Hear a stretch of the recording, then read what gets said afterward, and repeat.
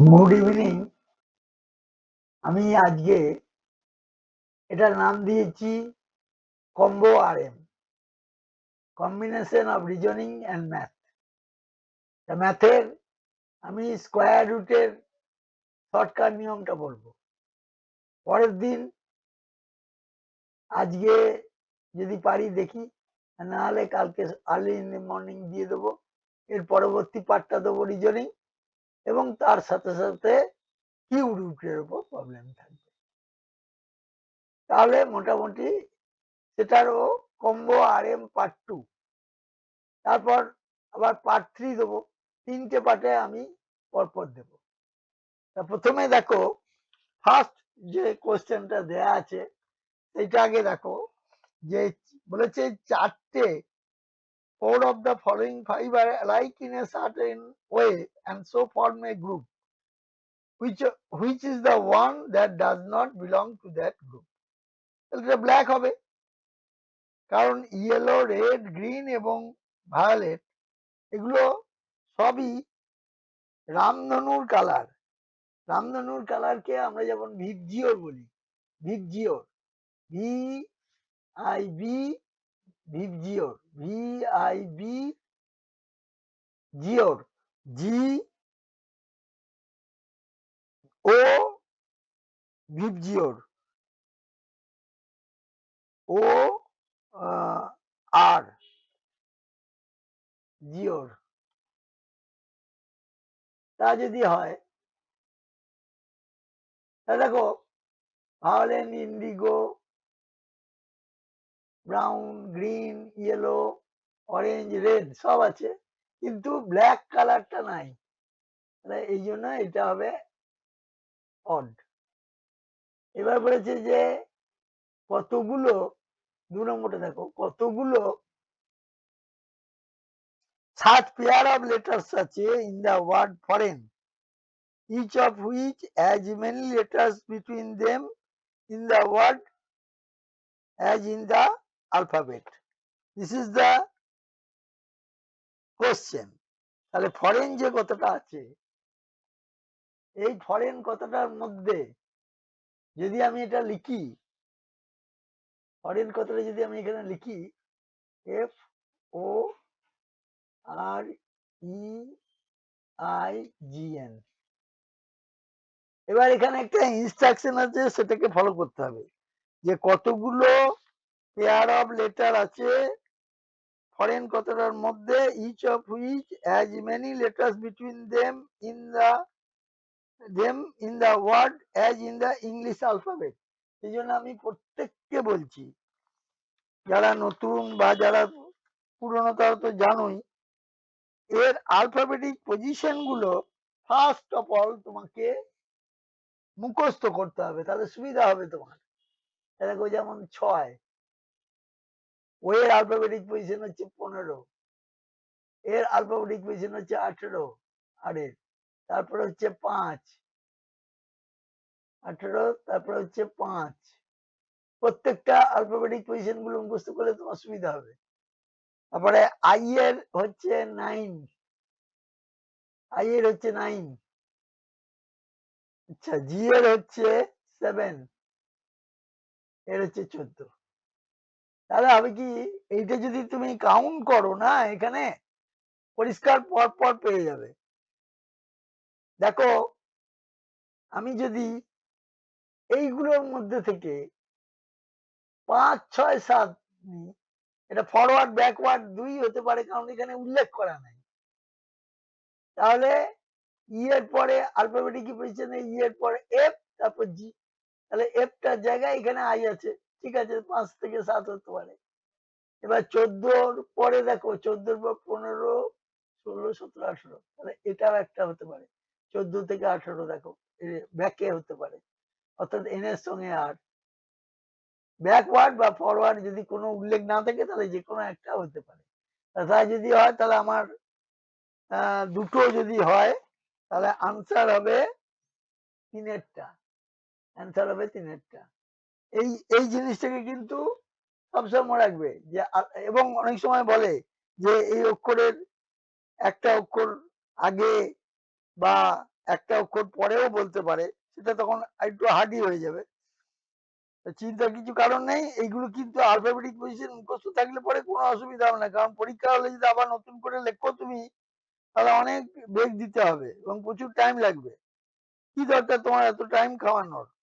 তুমি পর লিখে যাবে এবং তোমার যদি মুখস্থ থাকে তাহলে তুমি চট করে উত্তরটা করতে পারবে। বারবার একটা কথা বলছি। কিন্তু অনেকে মুখস্থ করে না, আবার নতুন করে করে, ওইখানে অনেক টাইম খেয়ে নেয়। সুতরাং তা করলে হবে না। তোমাকে সবসময় মাথায় রাখতে হবে যে আমি কি করছি, সেই অনুযায়ী পর করে যাবে। ঠিক আছে, এবার পরবর্তীটা এসো বলছি। পরবর্তীতে কি আছে দেখো, is vowel in the word journey is replaced by the previous word. বেশ, তা যদি হয় তাহলে আমি প্রত্যেকটা ভাওয়েলকে, বলছি, এটাকে যদি আমি আগে করি, এখানে প্রত্যেকটা দেখো, এখানে এটা গেল। এইবার বলছে প্রত্যেকটা ভাওয়েলকে ইন দা ওয়ার্ড জার্নি, এই যে কথাটা আছে, এটা replaced by the previous word in the English alphabetic. Vowel হলে পরে প্রিভিয়াস হবে, এবং কনসোনেন্ট যদি হয় তাহলে replaced by the next letter in the English alphabet, then substituted letters are arranged in alphabetical order. তাহলে এইটাকে আবার অ্যালফাবেটিক্যাল অর্ডারে আমাকে সাজাতে হবে। তাহলে একটা জিনিস মাথায় রাখতে হবে যে আমি ভাওয়েল বা কনসোনেন্টের যে ব্যাপারটা বলছি, ভাওয়েল হলে পরে আগে এবং কনসোনেন্ট হলে যেটা হয়, যা নির্দেশ দেওয়া থাকবে তাই, সেই অনুযায়ী তোমাকে করতে হবে পর। এটা যদি ফলো করো তাহলে আমার এখানে যে প্রশ্নটা আছে সেই অনুযায়ী তোমাকে পর করে যেতে হবে। যে আমাকে কি করতে হবে, আবার শোনো ভালো করে। 3 নম্বর প্রশ্নটায় আবার আমাকে কি করতে হবে, আবার শোনো ভালো করে। 3 নম্বরটা, যে যদি হয় কনসোনেন্ট, জার্নি আছে, তাহলে এটা হবে কে, ওটা হবে এন, ইউটা হবে টি, আর হবে এস, এন হবে ও, আর ই হবে ডি। এই কটা যদি পরপর করে দিই তাহলে লেটার গুলো আমার কি কি আসছে দেখো, এগুলাকে লক্ষ্য রাখো। কে, এখানে বলছি K N, K N T S, K N T S, K N T S O D Z, O D, O D Z, এই হচ্ছে। এবার এইগুলোকে নিউ যে লেটার হলো, এইগুলোকে আলফাবেটিক অর্ডারে যদি সাজাই তাহলে ফার্স্টে তোমার ডি আসবে, তারপরে কে আসবে, তারপরে এন আসবে, এন এর পর ও আসবে, তারপরে এস আসবে, তারপর টি আসবে, তারপর জেড আসবে। এই জিনিসটা হবে পর যদি করি তাহলে এইগুলো আমার হবে। এবার ফিফথ ফ্রম লেফট, তাহলে এস হচ্ছে, দেখো ফিফথ যদি আমি কাউন্ট করি এস হচ্ছে, তাহলে এস এখানে কোথায় উত্তর আছে দেখো, এস এর কোথায় কোথায় বলেছে, নান অফ দিস, কারণ এখানে এস তো নাই, এইখানটা এস হবে। এই হচ্ছে ব্যাপার। এবার 4 নম্বরটা এসো বলছি, এবার 4 নম্বরটা এসো। 4 নম্বরটা কি করতে হবে দেখো ভালো করে। How many such digits are there in the numbers, এই যে সংখ্যাটা আছে 5 আর 4, 6, 9, 3, 7, কতগুলো such digits are there in the number, এত, each of which is as far away from the beginning, as far away from the beginning as when arranged in descending order। তাহলে আমি যদি এই সংখ্যাগুলোকে এইখানে লিখি, অরিজিনাল যেটা ছিল তার থেকে ডিসেন্ডিং অর্ডারে লিখছি, তাহলে 9, 8 7 6 5 4 3 5 4 3 আমি যদি এগুলোকে লিখি তাহলে আমার অরিজিনালি ছিল 5, তারপরে ছিল 8, তারপরে ছিল 4, তারপরে ছিল 6, তারপরে ছিল 9, তারপর 3 7, 9 ছিল, 3 ছিল, 7 ছিল। তাহলে দেখো একটা জিনিস যে এই যে 6 এইটা এবং 8 সাজানোর আগে এবং সাজানোর পরে 8 আর 6 remain in the same place. কেন? এটা সেকেন্ড প্লেসে আছে, এটাও সেকেন্ড প্লেসে আছে, এইভাবে। তাহলে দুটো জায়গায় পরিবর্তন হচ্ছে, তাহলে 3 নম্বর উত্তরটা হবে 2। আশা করি বুঝতে পেরেছো। এইবার একটা সার্টেন ল্যাঙ্গুয়েজে কি করতে হবে, এই যে ওয়ার্ড গুলো আছে সেটা আলফাবেটিক্যালি কি আমি প্রথমে ওয়ার্ড গুলো লিখবো, তারপরে যে কোডিং গুলো আছে সেইগুলোকে লিখবো, দিয়ে আমাকে কোড বার করতে হবে। ইটের ইটের কোডটা কি হবে সেটা বার করতে হবে। তাহলে দেখো ফুড ইজ গুড, আমি যদি এখানে লিখি প্রথমটার ক্ষেত্রে লিখছি food is good, food is good, এটা লিখলাম প্রথম বাক্যের ক্ষেত্রে। এইটা ইজিক্যাল টু আমার যেগুলো আসবে দেখো ফুড ইজ গুড যেটা আছে এইখানে যতগুলো আসবে এখানে দেখো আর টু এটাকে চেপে দিই তাহলে সুবিধা হবে। ফুড ইজ গুড এইটা ইজিক্যাল টু বলছি হা না টা, হা না টা, আমি এখানে ছোট করে লিখছি হা না টা, হা না এবং টা, হা না এবং টা হলো। এইবার দ্বিতীয় বাক্য যেটা আছে ইট ফুড রেগুলারলি, আমি যদি এখানে লিখি eat food regularly, eat food regularly, eat food regularly, আমি এই কথাটা যদি লিখি রেগুলারলি, রেগুলারলি এই কথাটা যদি লিখি S A T A L A, S A T A L A, S A T A L A, এটা হচ্ছে S A T A L A. বেশ, এইবার keep good health, keep good health এই কথাটা যদি লিখি keep good health, keep good health, H E A L T H, এইটা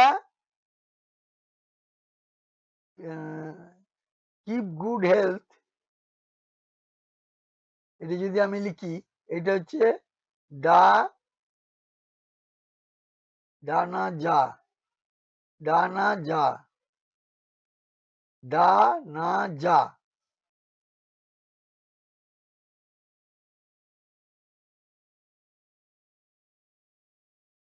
একটু গ্যাপ দিয়ে দিয়ে লিখতে হবে ডা না যা।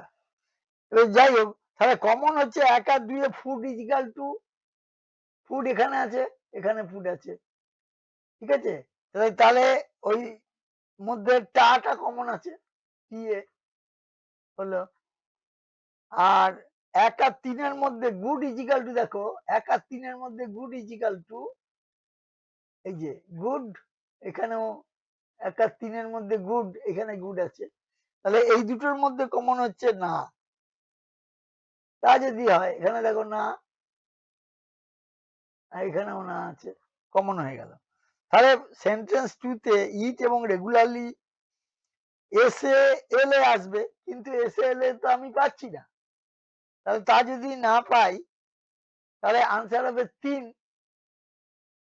না এস এ এল এ তো পাচ্ছি, তাহলে দুটো তো এস এ হতে পারে এলেও হতে পারে, বুঝছো তো, এস এ হতে পারে এলেও হতে পারে, কারণ কার কোনটা ধরবো, যেটা ডেফিনিটলি হবে সেটাকে তো ধরবো, কিন্তু ডেফিনিটলি যদি না হয় তাহলে অ্যাসাম্পশন করতে হবে। দুটো যদি হয় তখন এস এ অথবা এল এ হতে পারে। এবার পরবর্তীটা দেখো, সেখানে বলেছে কি 6 নম্বর প্রশ্নটা কি বলেছে দেখো, 6 নম্বরটা বলে রাখছি। এই যে একটা রোতে 30 বয়েজ আছে এবং তা যদি থাকে আর হচ্ছে fourth from the right hand এবং ডব্লিউ হচ্ছে 10th from the left hand, তাহলে হাউ মেনি বয়েজ আর দেয়ার, এই হচ্ছে ঘটনা। তাহলে দেখো ডব্লিউর পজিশন হচ্ছে লেফট থেকে 10 আর আর এর পজিশন হচ্ছে রাইট থেকে total plus 1 minus position from the right, তার মানে এটা হচ্ছে 30 না 30টা বলেছে, তাহলে 30 প্লাস 1 31 হলো, তার 30 প্লাস 1 31 হলো এবং তার থেকে তুমি বাদ দেবে ওই পজিশনটা, তার মানে হচ্ছে এটা 30 প্লাস 31 থেকে 4 বাদ দিলে তাহলে পজিশনটা দাঁড়াচ্ছে তোমার 27। এবার বয়েজ বিটুইন দেম হচ্ছে হাইয়েস্ট এবং লোয়েস্ট এর মধ্যে যেটা আছে তার থেকে 1 কম, তাহলে ক্যালকুলেশনটা এই হবে 27 মাইনাস 10, এবার যেটা হলো 17 হলো, 17 থেকে আবার 1 পজিশনটা বাদ দিলে তাহলে হচ্ছে তোমার 16, তাহলে অ্যান্সার হচ্ছে দুইয়েরটা 16। এই হচ্ছে ব্যাপার, এই হচ্ছে ব্যাপার। এটা তুমি প্রথম হয়তো বুঝতে অসুবিধা হবে, তুমি এক কাজ করবে পুরোটা এখানে লিখবে, লিখে করবে, দেখবে খুব তাড়াতাড়ি হয়ে যাবে।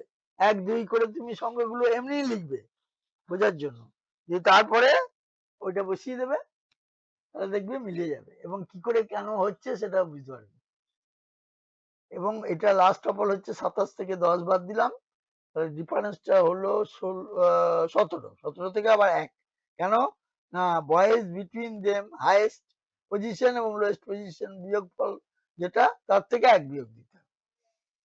বেশ, এবার এই কটা হওয়ার পর আমি এখানে ইয়ে করছি, একটা স্কোয়ার রুটের প্রবলেমের ব্যাপারে সামান্য একটু আলোচনা করছি, যে স্কোয়ার রুটের যখন প্রবলেম হয় তখন এই সংখ্যাগুলো মানে বর্গমূল না করে তাড়াতাড়ি করা যে উপায়টা, সেটা হচ্ছে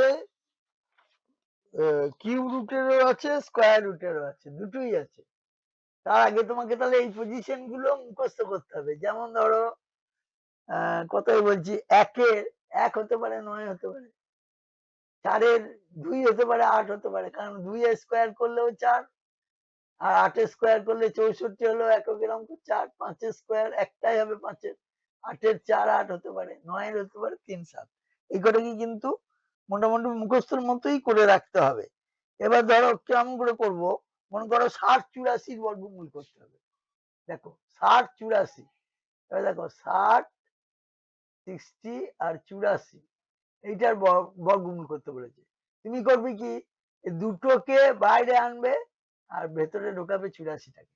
এবার এখানে এমন একটা সংখ্যা, তাকে সেই সংখ্যা দিয়ে গুণ করলে 60-এর বেশি না হয়, তাহলে দেখো 7 7 49, 8 8 64 হয়েছে, তাহলে 7 কতটা লিখে রাখলে ভালো করে বোঝো।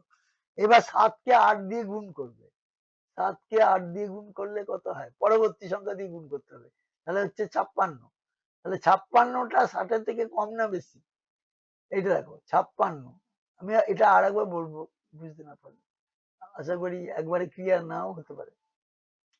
তাহলে এইবার 7-কে 8 দিয়ে গুণ করলে 56টা হচ্ছে 60-এর থেকে কম, তাহলে এই 4-এর জন্য বেশিটা, তাহলে 4-এর জন্য বেশিটা হচ্ছে 8, তাহলে উত্তর হয়ে গেল 78।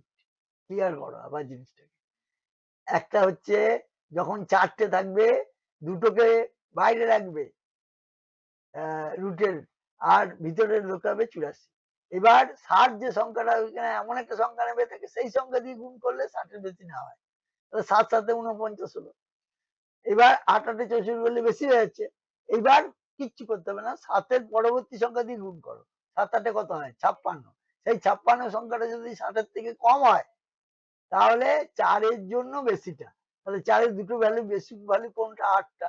ব্যাস হয়ে গেল, তাহলে 78 উত্তর। আশা করি বুঝতে পেরেছো, না বোঝার কিছুই নেই। এবার তবুও আর একটা আমি দেখছি 39 69। এখানে দেখো 39 69 যদি আমি করি, দেখো দেখো 39 69 আমি এই ক্ষেত্রে লিখছি, দেখো 39, তাহলে আমি 39টাকে ভেতরে ঢুকাবো আর 69টাকে বাইরে রাখবো। ওকে, এবার এখানে এমন একটা সংখ্যা নেই তার থেকে বেশি না হয়, তাহলে 6 6 36, তার সাথে 49 হয়ে গেল, তাহলে 6টা লিখে রাখো। আর এইখানটা 6কে কেবলমাত্র 7 দিয়ে গুণ করতে হবে। পরবর্তী সংখ্যা 42টা 49-এর থেকে বেশি, তাহলে 9 এর জন্য কমটা ধরতে হবে। তাহলে 9 এর জন্য যেটা কম, সেটা কি কি ভ্যালু আছে দেখো, আবার দেখো 9 এর জন্য কম কোনটা, এই দুটো ভ্যালুকে মুখস্থ রাখতে হবে। 9 এর জন্য কম দেখো 3 আর 7 আছে, তাহলে 3টা হচ্ছে ভ্যালু, তাহলে 3 বসিয়ে দেবো, এই হচ্ছে ব্যাপার। 4টের ক্ষেত্রে দুটো বাইরে ভেতরে ঢুকবে। আর যদি 5টা হয়, এগুলো সব উদাহরণ দেওয়া আছে, এবং 5টা যদি হয় 3টে থাকবে বাইরে আর ভেতরে থাকবে দুটো। এই যে এখানে সব করে দেওয়া আছে, 3টে বাইরে ভেতরে দুটো, এইভাবে করবে। আমি পরবর্তী যে আবার একটা ভিডিও দেবো বলছি, সেখানে স্কোয়ার রুটটাও আবার একটু টাচ করে দেবো, দিয়ে কিউ রুটটা নিয়ে ব্যাখ্যা করে দেবো। ঠিক আছে, এখানে আজকে স্কোয়ার রুট পর্যন্তই হলো, এবং তার সঙ্গে কিছু রিজনিং হলো। আবার পরবর্তী ক্ষেত্রে এটা কিছু রিজনিং দেবো, তার সঙ্গে আবার কিউ রুটটা দেবো। চেষ্টা করছি আজকেই করতে, তোমাদের অনুপ্রেরণা পেলে নিশ্চয়ই আজকেই শেষ হয়ে যাবে। Thank you very much.